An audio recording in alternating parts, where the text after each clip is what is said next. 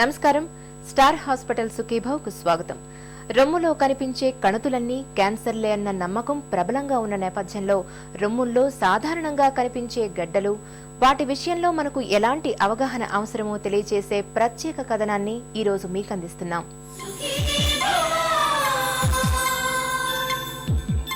రొమ్ము క్యాన్సర్ నేటి మహిళను వెంటాడుతున్న అతి పెద్ద భయం. రొమ్ముల్లో కాస్త గట్టిగా తగిలినా, కణితిలాంటిది కనిపించినా క్యాన్సర్ బారిన పడ్డామని తీవ్రమైన భయాందోళనలకు లోనవుతున్నారు.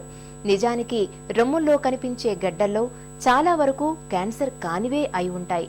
నీటి తిత్తులు, కొవ్వు కణుతులు, దెబ్బలు, గాయాల మూలంగా ఏర్పడ్డ గడ్డలు, ఇలా రొమ్ముల్లో అనేక రకాల కణుతులు కనిపిస్తుంటాయి.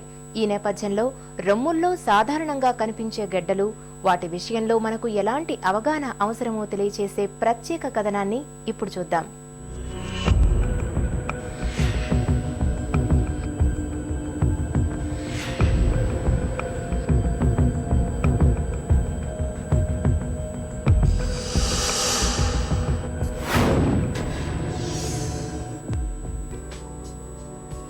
నేటి ఆధునిక మహిళకు రొమ్ముల్లో కనిపించే ప్రతి సమస్య ఒక కలవరమే. పాశ్చాత్య దేశాల్లో ఇప్పుడు రొమ్ముల పేరు చెబితేనే కంగారు పడుతున్నారు. మన పరిస్థితి ఇందుకు పూర్తిగా భిన్నం. రొమ్ముల్లో నిజంగానే క్యాన్సర్ పెరుగుతున్నా పట్టించుకోని అవగాహన రాహిత్యం మన దగ్గర ఎక్కువ. ఏది మామూలు సమస్యో, ఏది క్యాన్సరో, దేన్ని తేలికగా తీసుకోవచ్చో, దేన్ని తీవ్రంగా తీసుకోవాలో తెలియని అయోమయం అంతటా కనిపిస్తుంది. అందుకే రొమ్ముల్లో చిన్నపాటి గడ్డ తగిలినా క్యాన్సరేమోనని తల్లడిల్లేవాళ్లు కొందరైతే, నిజంగా క్యాన్సర్ అయినా నిర్లక్ష్యంతో ప్రాణాల మీదకు తెచ్చుకునేవారు మరికొందరు కనిపిస్తారు. రొమ్ముల్లో చాలా వరకు క్యాన్సర్ కణితుల కంటే సాధారణ సమస్యలే ఎక్కువగా కనిపిస్తుంటాయి. రొమ్ములకు సంబంధించిన సమస్యల్లో గడ్డల్ని అత్యంత ముఖ్యమైన సమస్యలుగా చెప్పుకోవాలి. రొమ్ములో గడ్డలు ప్రధానంగా 3 రకాలు.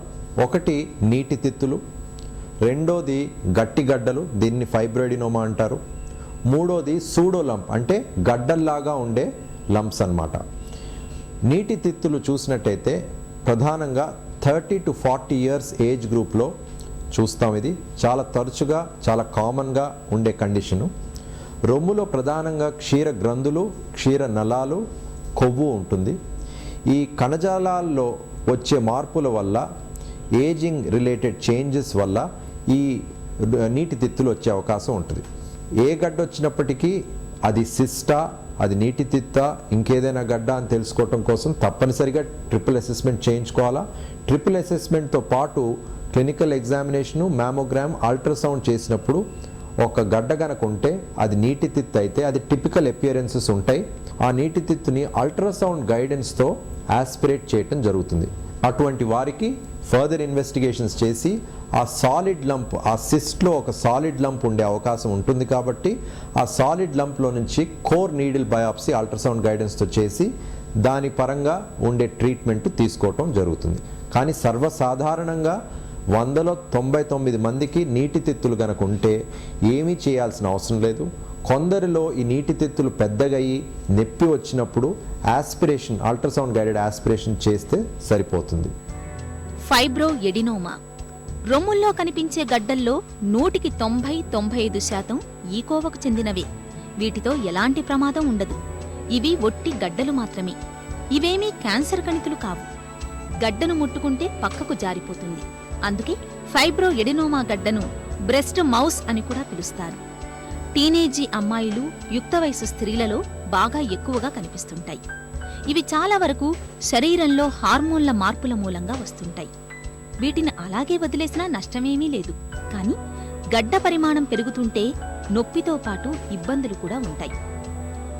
ఇలాంటప్పుడు సర్జరీ సాయంతో వాటిని చాలా తేలికగా తొలగించుకోవచ్చు. ఫైబ్రాయిడినోమా యూజువల్గా 1 to 3 సెంటీమీటర్ సైజులో ఉంటాయి. దీని న్యాచురల్ హిస్టరీ ఏంటంటే ఒక 1/3 వంతు అదే సైజులో ఉంటాయి, ఒక 1/3 వంతు పెరగచ్చు, ఒక 1/3 వంతు తగ్గచ్చు. ఎప్పుడైతే 1 సెంటీమీటర్ కంటే తక్కువ ఉంటుందో ఒక 30% ఆఫ్ ద టైం అది తగ్గే అవకాశం కూడా ఉంటుంది. కాకపోతే 3 సెంటీమీటర్ల తర్వాత తగ్గే అవకాశం ఉండదు. అంతేకాకుండా ఈ ఫైబ్రాయిడినోమా మెల్లమెల్లగా పెరిగి 5 సెంటీమీటర్స్ కంటే పెద్దగా ఉన్నప్పుడు దీనిని జైంట్ ఫైబ్రాయిడినోమా అంటారు. 100లో 99 సార్లు ఈ జాయింట్ ఫైబ్రోయిడినోమా క్యాన్సర్ కాదు. ఇది ఆపరేషన్ చేసి తీసివేయచ్చు. 1% అంటే 100లో 1%ఏ ఈ క్యాన్సర్కి గురి తీయచ్చు. అది క్యాన్సర్ని ఏమంటారంటే సిస్టోసార్కోమా ఫిలాయిడిస్ అని అంటారు.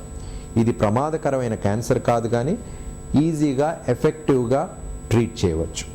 జాయింట్ ఫైబ్రోయిడినోమా ఉన్నప్పుడు, గడ్డని పెద్దగా ఉన్నప్పుడు తీసివేస్తే సొట్టపడే అవకాశం ఉంటుంది. కాబట్టి అత్యాధునికమైన ఆంకోప్లాస్టిక్ పద్ధతుల ద్వారా గడ్డ తీసినప్పుడు సొట్టపడకుండా బ్రెస్ట్ టిష్యూ డిఫరెంట్ ప్లేసెస్ నుంచి మొబిలైజ్ చేసి ఆ డిఫెక్ట్ని క్లోజ్ చేయటం కూడా పాసిబిలిటీ ఉంది. ఎప్పుడైతే joint fibroadenoma almost entire breast కూడా ఆక్యుపై చేయొచ్చు, అటువంటి పరిస్థితుల్లోనే రొమ్ము అంతా తొలగించాల్సిన అవసరం ఉంటుంది. రొమ్ము తొలగించినప్పటికీ నేను ఇంతకుముందు చెప్పినట్టు బ్రెస్ట్ రీకన్స్ట్రక్షన్ పద్ధతుల ద్వారా రొమ్ముని రీషేప్ చేయొచ్చు, రీక్రియేట్ చేయొచ్చు.